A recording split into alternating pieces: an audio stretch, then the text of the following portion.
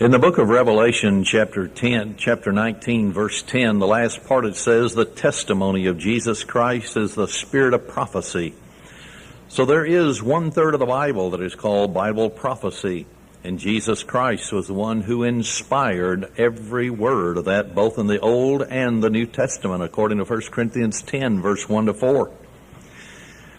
At the turn of the century, just before the 20th century began, a man by the name of Albert Pike, who headed up a secret organization called the Ancient and Accepted Scottish Rite of Freemasonry, laid down the plan for Lucifer, by which they would destroy both atheism, once they set it up as the seen enemy of Christianity, and the Western world of Christianity, both at the same time.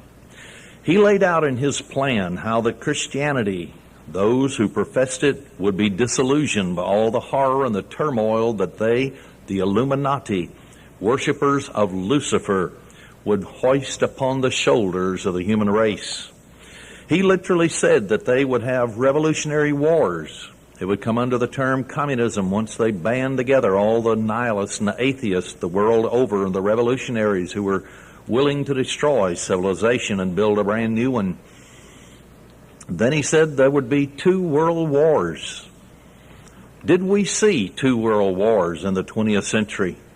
Is Bible prophecy jumping off the pages right into your living room?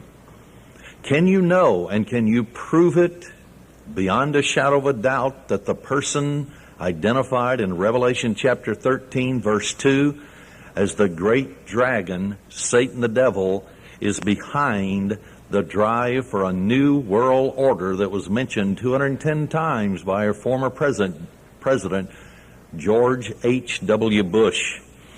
To be exact, one of the parts of Albert Pike's plan is an absolute assurity. We can look back in hindsight. We can see that there were many revolutionary wars, and they're still occurring even into the 21st century. It's an absolute fact of history that Russia was overthrown to be a tool of destruction in the hands of international communism. Those who are fomenting revolutions on a worldwide scale. To be exact, this corresponds with the book of Revelation chapter 6, the second horse called the red horse of the apocalypse, where they're killing mankind and taking peace from the earth.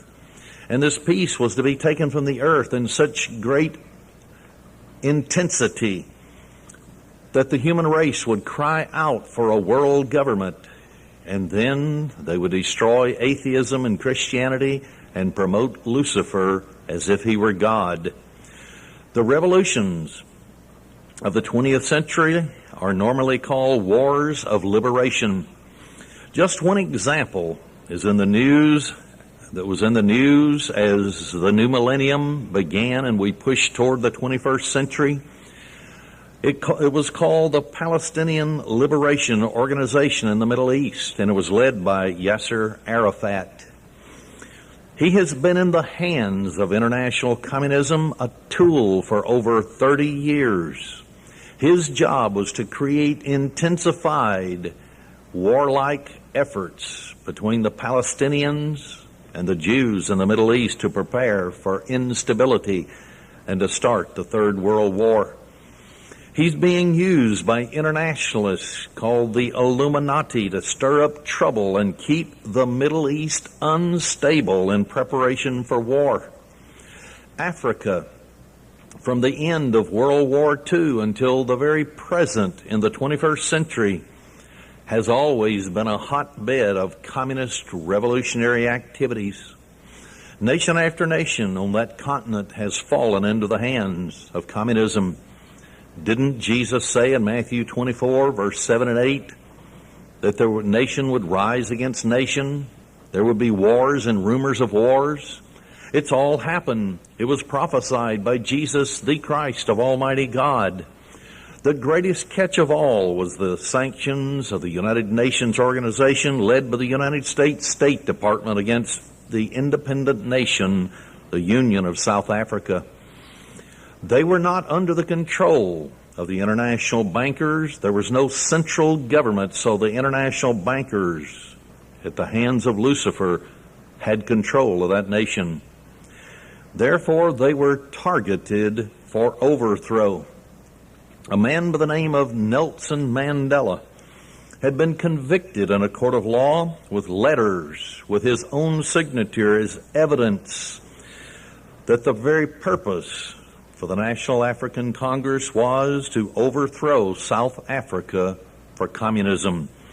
South Africa came under attack by the news media in the United States over apartheid, the separation of the races, even though they'd been working on it to solve the problem. But you and I, as Americans, were never told that they were just about complete in their effort to dissolve apartheid. Yet what the world was not told was that the black population in South Africa had a 5 times higher living standard than any other African nation. Marxist groups like the African National Congress, headed up by Nelson Mandela, argued that dismembering the apartheid system was a moral imperative, and it required instant action instead of working little by little so the nation would not go into turmoil.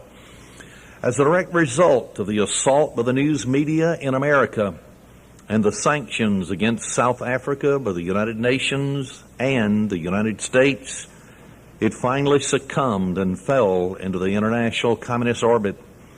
A communist by the name of Nelson Mandela was released from prison. He was made the very top political leader of that nation. He stepped down now, but he was the communist that took over. South Africa is seldom mentioned in the news media anymore. Why? Because the communists are purging the population as they always do. They're purging the whites that will not go along with the new communist regime. They're purging the blacks that worked with the government to try to disembark from the apartheid system. Why would the communists want South Africa in the first place? In 1973, Soviet Premier Leonid Brezhnev stated, and I quote, "Our aim is to gain control of the 2 great treasure houses on which the West depends. The West is the United States, Great Britain, Western Europe." He went on to say and identify those 2 areas: the energy treasure house of the Persian Gulf, yes, the Arab countries that produce oil, and the mineral treasure chest of Central and Southern Africa. End of quote. So it's without doubt whatsoever that they had a target so that they could capture everything that the United States and the West depended upon to maintain stability and to give us the wealth that we've had. This is just one example of what has been happening since World War II, but it's been happening in country after country. Actually, in some nations since the 1920s it's been going on. An example was China. These same liberation armies have been and are presently at work in Central and South America, such as Nicaragua, Venezuela, Chile, Colombia, Panama, southern Mexico. President or former President Reagan and Lieutenant Colonel Oliver North became entangled in Senate hearings because of the Iran-Contra problem in Central America. The communists have in recent years recognized that revolution by stages is least likely to alarm Western governments so that they will not be afraid of the communists until finally the communists have won. As I mentioned, President Reagan and Lieutenant Colonel Oliver North were engaged in activities that had to do with the Contra situation. And so there were hearings in the Senate with Lieutenant Oliver North, who was actually testifying. But there was a representative from the state of Texas who wanted to question the program they had developed called the continuity of government. How that Americans were now, there was a plan designed to put Americans in prison camps. And then also a representative from southern Texas down around San Antonio by the name of Henry Gonzalez, who just retired because of ill health, confirmed that there are laws on the books today to absolutely set in motion the possibility of putting Americans in concentration camps. I'd like to cut away to that particular news clipping. It is not very good. It's about a third or fourth generation news clipping, so it will not be good, but the soundtrack is. Colonel North, in your work at the NSC, were you not assigned at one time to work on plans for the continuity of government in the event of a major disaster? Mr. Chairman.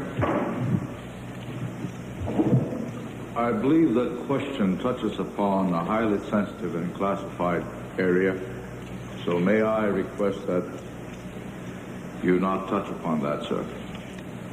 I was particularly concerned, Mr. Chairman, because I read in Miami papers and several others that there had been a plan developed by that same agency, a contingency plan in the event of emergency that would suspend the American Constitution. And I was deeply concerned about it and wondered if that was the area in which he had worked. I believe it was. May I most respectfully request that that matter not be touched upon at this stage. If we wish to get into this, I'm certain arrangements can be made for an executive session. And tragically, the only member who got close was Jack Brooks, and he was stopped by the chairman. But the truth of the matter is that, yes, you do have those standby provisions, and the plans are there, and the statutory emergency plans are there, whereby you could, in the name of stopping terrorism, apprehend, invoke the military, and arrest Americans and hold them in detention camps. But can it also be proven that the Illuminati, Albert Pike's letter to Giuseppe Mazzini saying that there would be 2 world wars, and that the Illuminati, who were worshipers of Lucifer or Satan the devil, would be responsible for the beginning? They would infiltrate into the corridors of power. They would become advisors behind the scenes. And then they would manipulate circumstances so they could create the wars that were necessary to achieve the Illuminati's program of world government that is also prophesied in Revelation chapter 13, verse 1. It should be noted that for more than 200 years, these international banking families have dominated the European scene before they began to establish world government. They were the ones who succeeded in establishing the Bank of England and literally bought for 2 cents on the dollar the ability to create money in that country. They also took over the German financial situation by installing central banks. Then there was France, Italy, and Switzerland. Since that coup d'etat, or this coup of all coups in 1815, when they literally bought control of England for a few cents on the dollar, the House of Rothschild has dominated the banking scene. This can be found in the book Rothschild, A Family Portrait by Frederick Morton. All their efforts to foist a permanent central bank on the United States had met with failure in the past. Our Constitution gave the Congress alone the authority to coin money and to regulate the value thereof. So the bankers were having a very difficult time. They had to get around the Constitution of the United States, or else they would never gain control of the money system in America to lead us into the direction that they wanted for 2 world wars and then a third that would destroy America. Using the created panic of 1907 as an example of America's great need for a centralized banking authority, Vast propaganda campaigns was launched to sell the idea to the American people. The Federal Reserve System, which is a central bank, came into being when the Federal Reserve Act passed the House of Congress and the Senate in late 1913, December 1913. Under this Federal Reserve Act, the bankers are granted the privilege of creating money out of nothing and lending it to the United States government at interest. The way had now been prepared for the looting of the American nation by these international vultures that wanted to create a one-world government under their control. About this time, in the 1907 era, right on up to the 1915 era, a mysterious man by the name of Colonel Edward Mandell House from Austin, Texas, came to the fore on the political scene in America. He was a front man for the international Illuminati, led by international bankers. President Woodrow Wilson said, and I quote, "Mr. House is my second personality. He is my independent self. His thoughts and mine are one. If I were in his place, I would do just as he suggested," end of quote. That came from the intimate papers of Colonel House that was edited by Charles Seymour, Volume 1, page 114. In the autumn of 1912, immediately after the presidential election, when Woodrow Wilson was elected for the first term, a book was published anonymously, but all those in the know knew who it was. It was entitled Philip Drew, Administrator. Colonel House was, in truth, the author. That was according to intimate papers of Colonel House by Charles Seymour, page 152 to 57. In this particular book, called Philip Drew, Administrator, Colonel House outlined plans for a central bank, the coming Federal Reserve System that was to be passed, then the income tax, and both of these, the central bank and the income tax, the graduated income tax, the more you earn, the more you pay, were two of the 10 planks of the Communist Manifesto. And then it began to establish socialism as dreamed of by Karl Marx. That's what he said his goal was in page 45 of his book, Intimate Papers of Colonel House. It's quite clear that socialism and communism are the names being used by the Illuminati, worshipers of Lucifer or Satan the devil, in their main thrust toward achieving their goal of world conquest, a one-world government, the New World Order, or the New Secular Order of the Ages. In the book, Colonel House called for a League of Nations, and that was the identical name that he used. What happened next is a demonstration of the totally deceitful tactics employed by the Illuminati conspirators for world government and their utter contempt for the American people. While Woodrow Wilson was campaigning for re-election on the slogan, "He kept us out of war," his alter ego, Colonel House, was busily engaged in making behind-the-scene agreements with Great Britain, which assured America's entrance into the war. As soon as Wilson was elected for a second term, the Illuminati who had infiltrated changed their tune and began to promulgate the idea of the inevitability of war. That was World War I. The sinking of the British munition ship, the Lusitania, was resurrected and built into an issue, and it was made public. Submarine warfare was also made an issue because Germany was using submarines. Remember, with the capturing of the news media in America, large newspapers at that time, they could impose their program of first creating a problem, and that is a war.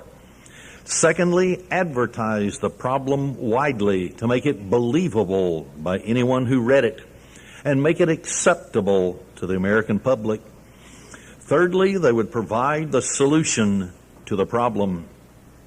Albert Pike laid the Illuminati's program down, calling for 3 world wars. The United States must be drawn into the war in 1914 and 1918 for it to engage all the major nations. In his best-selling book, author Colin Simpson proved from British government documents that the famous ship that was turned into a munition ship in the early part of the war, in spite of the fact that this was hotly denied by the British government, it was used by Britain to allow the United States to be brought into the war. So the Lusitania was sunk and America was brought into World War I. The Illuminati had part of their program, and so it is. They're working for world government today, and they have not let up. Even the United Nations organization is proof.